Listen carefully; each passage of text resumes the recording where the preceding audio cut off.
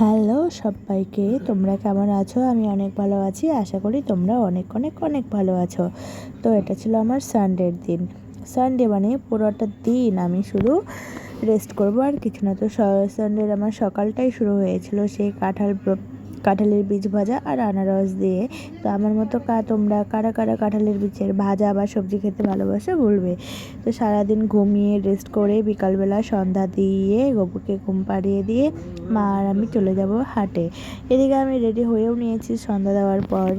এরপর মা আর এই যে দেখো লটকো, সেটাই আগের দিন আমাকে এক ফ্রেন্ড দিয়েছিল। তো সেগুলোকেই সেদিন সারাদিন বসে বসে খেয়েছিলাম। তো ভাবলাম সেটাও কিছু একটা ক্যাপচার করেই নিই। এদিকে রেডি হয়ে গেছে মা আর আমি বেরিয়ে মার জন্য ওয়েট করছিলাম যে কখন আসবে বলে। তো এই যে দেখো আমার মাও বেরিয়ে পড়েছে। এবার মা আর আমি দুজনে চলে যাব হাটের মধ্যে।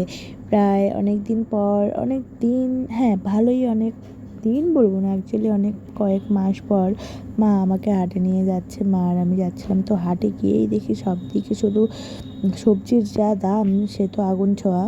আর তারপর হচ্ছে চারিদিকে দেখছি শুধু ফল সবজির দোকানও বা ফলের দোকানও লোড রয়েছে। আর এদিকে সবুজ চুরি, যেদিকেই তাকাচ্ছি সেদিকেই সবুজ চুরি, সবুজ চুরি, সবুজ চুরি, সবুজ চুরির পাহাড়।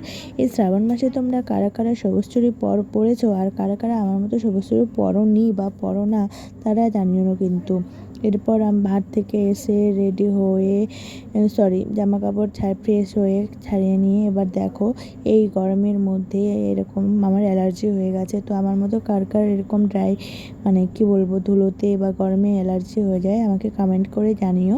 আর এদিকে হাট থেকে নিয়ে এসেছিলাম মাংস, যেহেতু রবিবার ছিল। তো এদিকে আমি একবার ছটপট করে রান্না করে নেবো। রান্না করে তারপর খেয়ে দিয়ে আবার ঘুমোতে লাগবে, কেন কি ঘুম থেকে উঠতে হবে সকাল সকাল আবার। তো এই হচ্ছে ব্যাপার। তো পুরো শ্রাবণ মাসের মধ্যে দেখা যায় প্রায় এখন অনেকেই মেয়ে বাবু যাই থাক না কেন সবাই প্রায় হাতের মধ্যে সবুজ চুড়ি আর মেহেন্দি পরতে থাকে।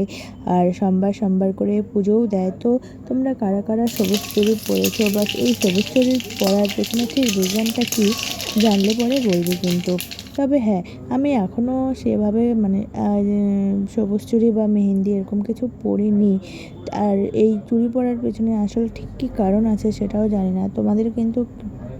তোমরা যদি কেউ সেই কারণটা জেনে থাকো তাহলে অবশ্যই জানিও। এদিকে তোমাদের সাথে কথা বলতে বলতে আমার মাংস আর ভাত আর এই চাটনিটাও রেডি হয়ে গেছে।